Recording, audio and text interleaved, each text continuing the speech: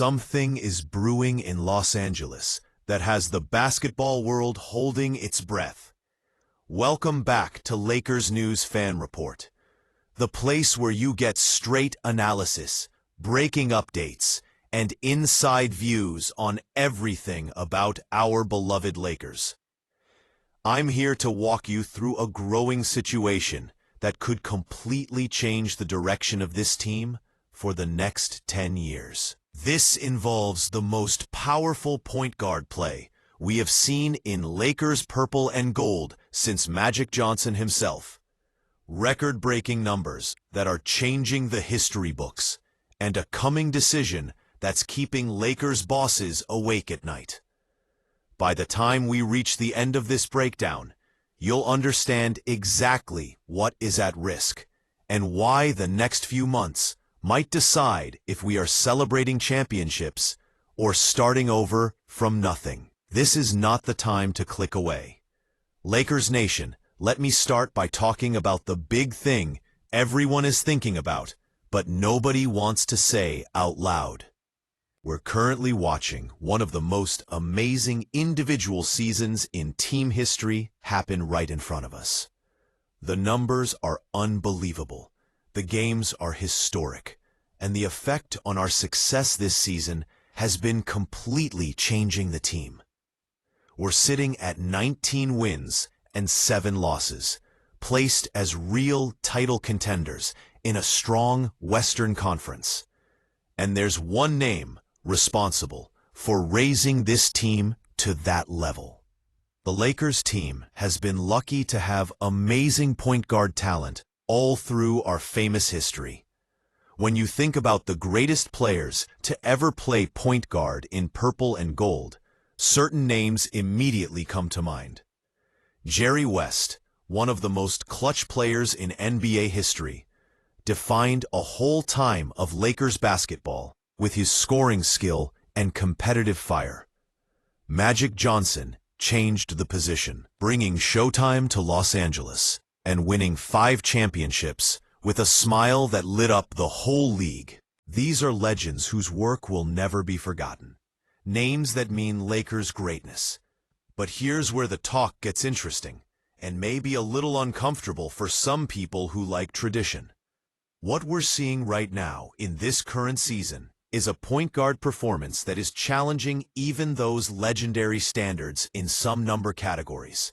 I'm talking about someone who just made history in a way that even Magic and Jerry never did. The record for most 45-point double-doubles by a point guard in Lakers history has just been broken. And it happened this past Thursday night against the Utah Jazz with a 45-point, 14-assist masterpiece that left everyone watching speechless. Luka Dončić is not just having a good season. He's having a possibly MVP-level season, while at the same time making himself maybe the greatest offensive point guard this team has ever seen. Those are strong words. I understand that. But the numbers force us to have this talk. Doncic is currently averaging 34.7 points per game, 8.8 assists, and 8.7 rebounds every night. Those aren't just all-star numbers. Those are historically big numbers that put him in rare company across the whole league, not just Lakers history.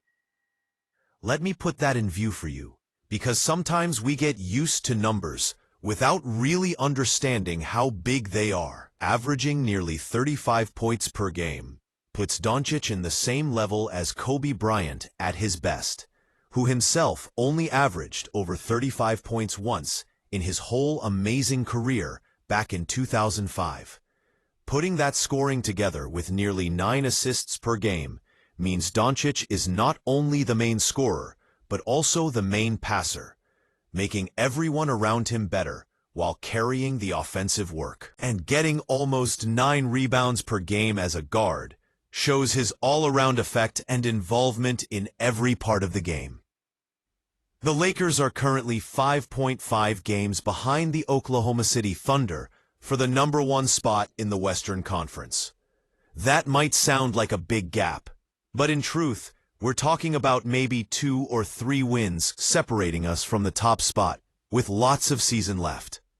The fact that we're even in this talk, that we're being mentioned as real contenders for the best record in a conference that includes the Thunder, the Nuggets, the Clippers, and other strong teams, is a direct result of Doncic's amazing play. His effect goes beyond just the stat sheet numbers, though those are certainly impressive enough by themselves. Doncic's ability to control the speed of the game, to trick defenses with his basketball smarts, and to make the right play when the game is close has given the Lakers something they've really needed since the championship run in 2020. We finally have a true floor leader who can take over games when needed, but also knows when to get his teammates involved. That's the sign of a special player. Someone who understands that basketball is finally about winning, not just individual numbers. The MVP talk is real, and it's happening right now.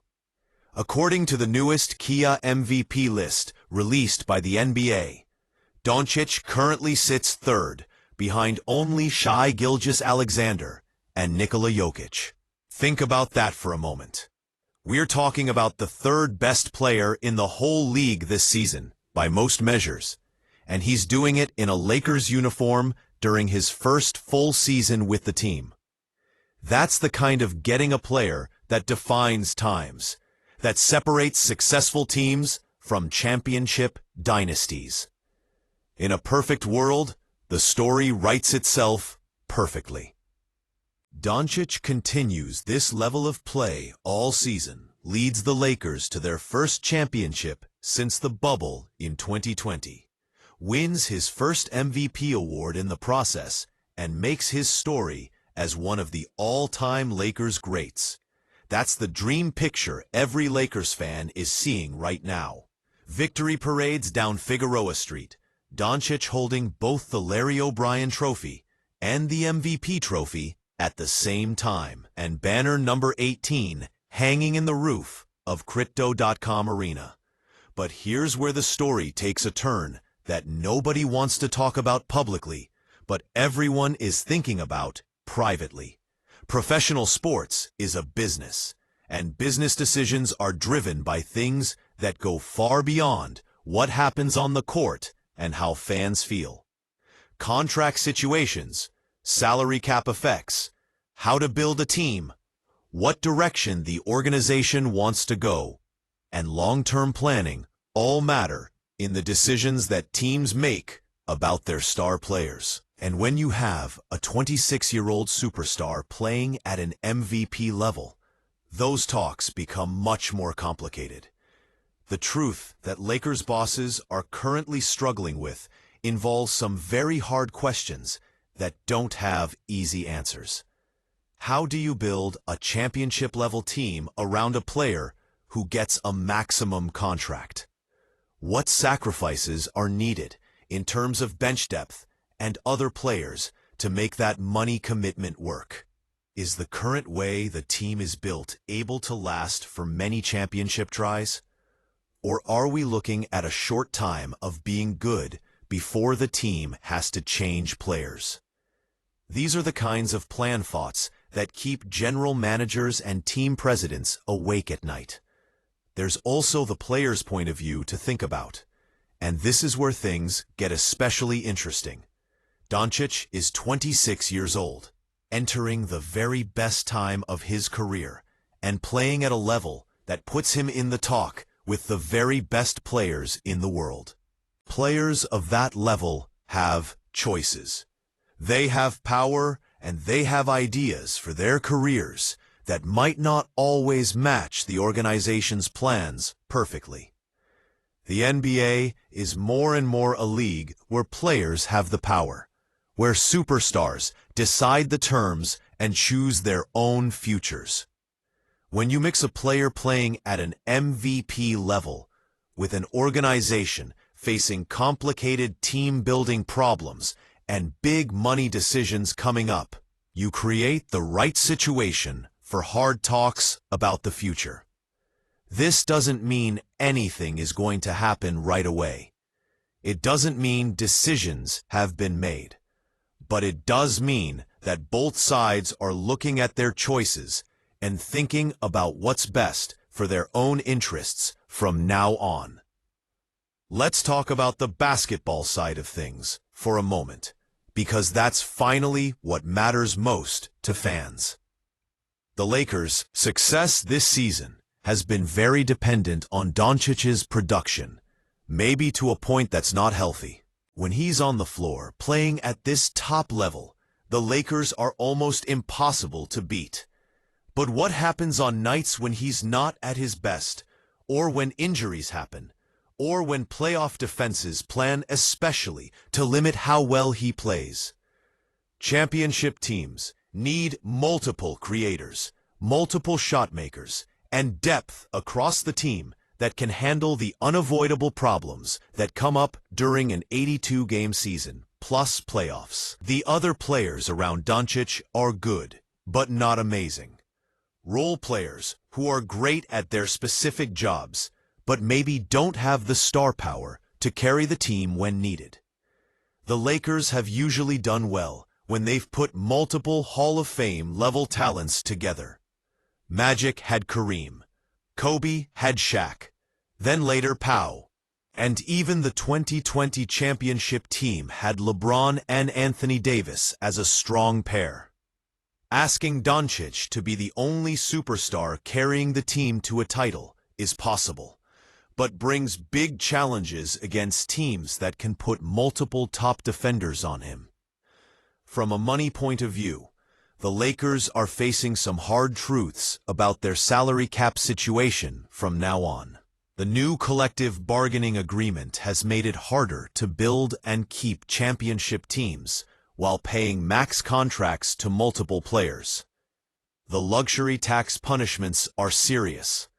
The limits on how you can change the team are big, and small market teams are now on more equal ground with historically strong teams like the Lakers. This isn't your father's NBA, where the Lakers could just spend more money than everyone else and gather talent through financial power alone. There's also the question of what the organization believes and where the Lakers see themselves going over the next 5 to 10 years. Are we in win-now mode, giving up future pieces to make the most of the current chance to win a championship? Or are we thinking longer term, trying to build success that lasts beyond just this season or next? Different beliefs need different team-building plans, and those plans directly affect how you handle a player of Doncic's level and contract situation. The whispers that are starting to go around league circles suggest that not everyone is sure this current partnership between Doncic and the Lakers is the best situation for either side in the long term. That's not to say there's any bad feeling or problems in the relationship, but rather an admission that sometimes what makes sense in theory doesn't turn into real championship success in practice. The Lakers might look at their team and wonder if they could use their money and players better in a different setup. Doncic might look at the other players and wonder if there's a better fit somewhere else that gives him a stronger chance to win multiple championships during his best years. Now, here's where the guesswork gets really interesting. And I want to be clear that I'm saying this as smart thinking based on patterns we've seen all through NBA history, not as reporting that something is about to happen. But when you have a superstar on a team that's good but not great, playing at a top level but maybe not surrounded by enough talent to really fight for multiple championships, history tells us that change often comes next. Kevin Durant left Oklahoma City even after reaching the finals. LeBron James left Cleveland twice, even though he's from Ohio and has deep roots there. Kawhi Leonard made his way out of San Antonio, even though he played for one of the league's model teams. The modern NBA superstar, more and more, makes career choices based on making their chance to win a championship as big as possible and building their story. If Doncic looks around the league and sees situations in other cities that look better for lasting championship success, that's going to matter in his thinking when decisions need to be made about his future. Maybe he sees a team with better defensive players, or a younger group of players on rookie contracts that gives more flexibility, or an organization with a history of making the bold moves needed to stay good year after year.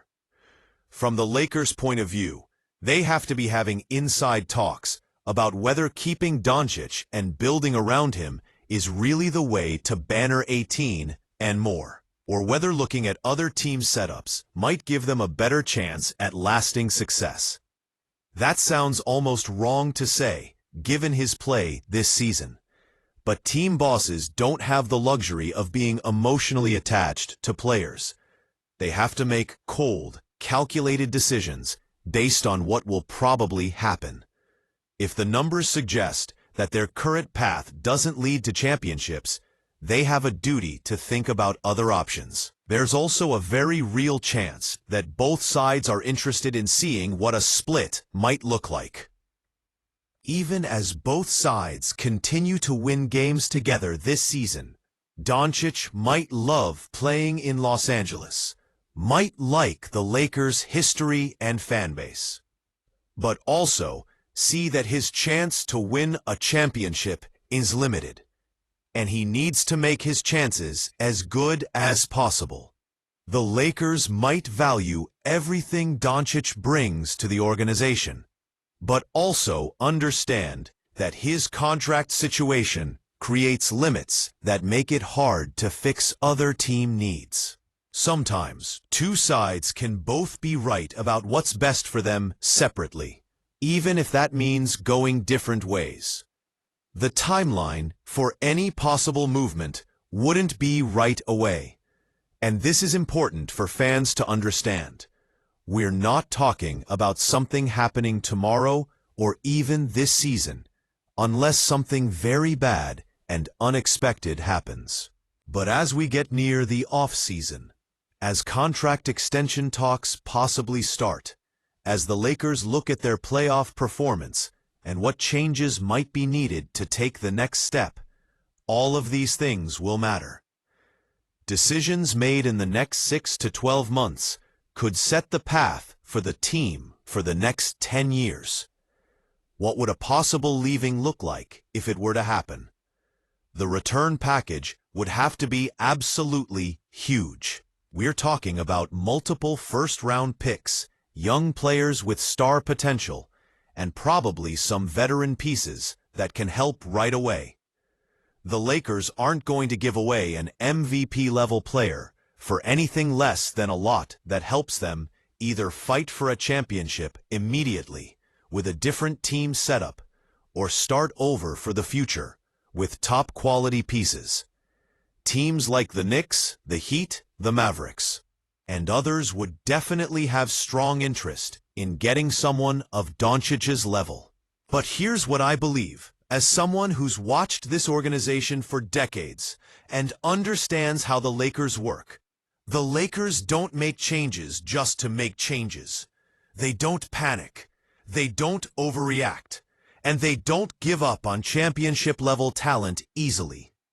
If Doncic keeps playing at this level, if the team goes far in the playoffs this season, if the teamwork and fit keep getting better, then there's definitely a way forward where he stays a Laker for a long time, and we look back on this guesswork as nothing more than noise. The hopeful picture, and the one I'm personally hoping for as a Lakers fan, involves Doncic seeing that he's in one of the most respected organizations in professional sports, in the best city for basketball, with a fan base that will support him no matter what, and an ownership group that will spend whatever money is needed to win championships. The Lakers also have the ability to make team improvements that could fix current weak points and convince Doncic that this is where he should finish his career.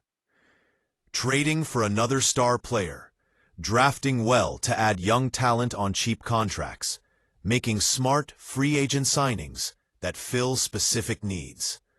All of these are possible moves that could change the team from good to truly great. What would it take for you to support a possible move involving our current MVP candidate? Would you rather go all in right now, trading future pieces to make the most of this championship chance? Or do you like a more careful way that balances the present and the future? Drop your thoughts in the comments, because this talk is too important to ignore, and I really value your view on where this team should be going. And if you want to stay ahead of every development, every rumor, and every piece of analysis about the Lakers, you need to subscribe to Lakers News Fan Report right now. We're bringing you daily content that goes deeper than anyone else, breaking down the plans, the possibilities, and the truths that every Lakers fan needs to understand. Hit that subscribe button, smash the notification bell, and join our community of passionate fans who want the truth about our beloved team. Press that subscribe button, turn on notifications so you never miss a video, and share this with others.